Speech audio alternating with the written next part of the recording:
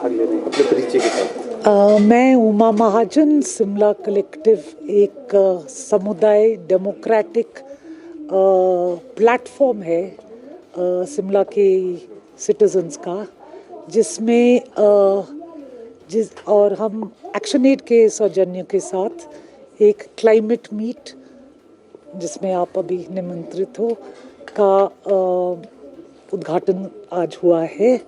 इसमें हमारी चर्चा क्लाइमेट के ऊपर रहेगी, क्लाइमेट क्राइसिस के, और ख़ासकर जो आपदा के बाद क्लाइमेट के कंसर्न्स उभर के आए हैं उन पे रहेगी।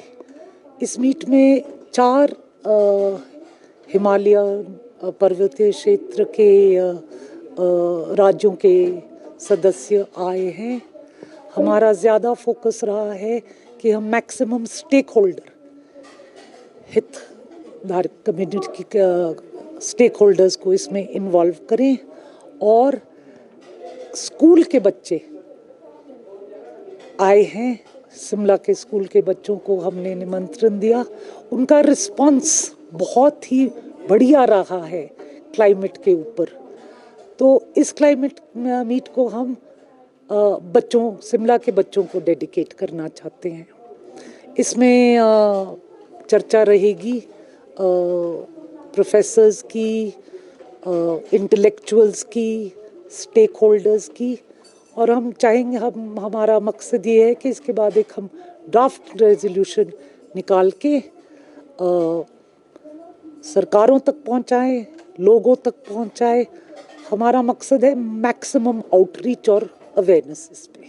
मैम, अगर बात करें जिस तरह से ग्लोबल वार्मिंग एक बहुत बड़ी समस्या आज के समय में बन चुकी है, और अगर बात करें ओजोन लेयर में भी जिस तरह से डैमेज लगातार हो रहा है, तो how do you see how we can prevent it, और भविष्य में ताकि इस तरह की समस्याएं ना हो, क्योंकि ये कहा जाता है ये जो समस्या है क्लाइमेट चेंज की, ये मैन मेड है, तो इसको लेकर किस तरह से हाउ डू यू? बिल्कुल जी, एक डिस्टर्बेंस जो होती है, जो अशांति होती है प्रकृति में, वो नेचुरल है, वो तो डायनामिक और अलाइव है।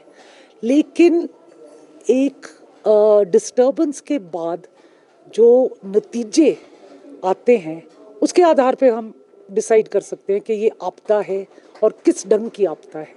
जो हिमाचल में हुआ पिछले साल, वो ये इसमें कोई डाउट नहीं है, कोई दो राय नहीं है कि ये एक मैन मेड डिज़ास्टर है।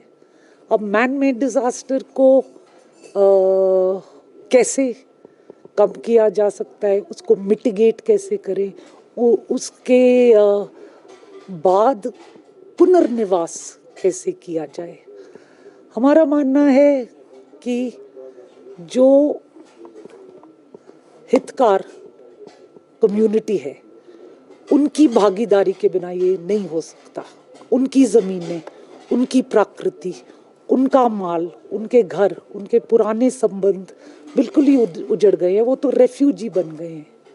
तो हम चाहते हैं कि सरकारें, पॉलिसी मेकर्स, नेताज और मेनली जनता की आवाज़ इस मुद्दे को रिस्पॉन्सिबिलिटी से उठाए, रिस्पॉन्सिबिलिटी से रिस्पॉन्ड करे, और lifestyle changes, rejection of fossil fuel made products in the market, ऐसी इनिशिएटिव्स को हम एक्सप्लोर करना चाहेंगे। Ma'am, do you think government is also equally? We can see the jungles are being converted into concrete infrastructures. Certainly, ji. Certainly. Governments are in denial about climate change. वो इसको back burner पे रख के उन्होंने छोड़ दिया है, क्योंकि इसमें वेस्टेड इंटरेस्ट्स बहुत है। अब तक जो रिसर्च आया है क्लाइमेट चेंज के ऊपर, वो जो ज़मीन पे हो रहा है और जो चार्ट्स और ग्राफ्स में हमें दिया जा रहा है, उसमें बहुत अंतर्गत है। जो ज़मीन पे हो रहा है वो कुछ और है, जो टेक्स्ट बुक्स और पॉलिसी मेकिंग उसमें आ रहा है वो कुछ और है। तो ये सर्टनली एक जो हमारा डेवलपमेंट का मॉडल है, ये मैं उसको जिम्मेदार ठहराती हूँ। Question is, would you will be going to the government, center government, state governments to prevent the forests and rest of the things so that we can accept from the climate change? बिल्कुल जी, कोई 40 साल से जन संगठन हिमाचल के, Jammu and Kashmir के, north east के pressure डालने की कोशिश कर रहे हैं। हर चुनाव के पहले हम एक मैनिफेस्टो पेश करते हैं, लेकिन इसका इतना असर नहीं पड़ पाया है। जैसे मैं कह रही थी, स्टेक्स आर वेरी हाई। जिन लोगों ने इन्वायरमेंट को एक रिसोर्स बैंक समझ के उसमें इन्वेस्ट किया है, वो एक बहुत पावरफुल मनी पावर, उनके पास शक्ति है, उनके पास पॉलिसी मेकिंग मैकेनिज्म्स को ट्विस्ट करने की शक्ति है। उनसे हमें लड़ना पड़ेगा। जन आंदोलन ही एक इसके लिए आंसर है। थैंक यू जी। कि आप लोगों को पता ही है कि पिछले साल हमने अगस्त में और सितंबर में बहुत ही बारिश का एक्सपीरियंस किया था, तो इसकी वजह से बहुत सारा नुकसान तो हुआ ही है। लेकिन उस वक्त भी जो लोगों का कहना था वो यही था कि शुक्र है कि हम बच गए। दे डिडंट थिंक कि why these all things are happening, और क्यों हो रही है। तो हमने इस बारे में हमें जागरूक होना चाहिए कि हमेशा अपने बारे में ना सोचे, कभी औरों के बारे में भी सोचे, चाहे वो जानवर है, चाहे वो एनवायरनमेंट है, चाहे वो कोई और लोग हों। क्योंकि जो भी है, मतलब हम सब एक ही समाज में रहते हैं, हम सब एक ही उसमें रहते हैं, तो इसलिए सबको एक साथ चलने की वो होनी चाहिए। और अगर हम देखें तो एनवायरनमेंट है जो वो डिग्रेड होता जा रहा है, और इसका मेन कारण ह्यूमन बींग्स ही है। Because of the increasing use of fossil fuels, the environment is degrading, carbon dioxide increase हो रहा है, जिसकी वजह से ग्लोबल वार्मिंग हो रही है, ग्लेशियर्स मेल्ट हो रहे हैं। और इसी चीज़ को हमने क्या करना है कि हमने लोगों को सेंसिटाइज करना है, हमने पीपल को अवेयर करना है कि कैसे हम इन चीज़ों को बचा सकते हैं और कैसे हम अपने एनवायरनमेंट को बचा सकते हैं।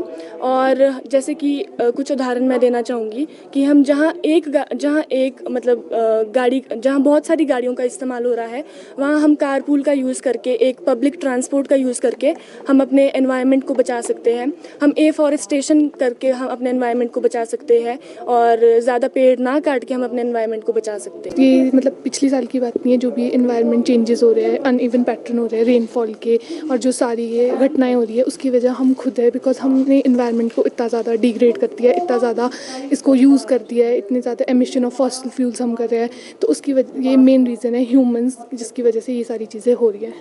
आपको क्या लगता है किस तरीके से इस पर रोक लगाई जा सकती है? क्या खुद जागरूक होना पड़ेगा, यूथ को जागरूक करना पड़ेगा? इसके लिए पहले हमें तो खुद जागरूक होना पड़ेगा।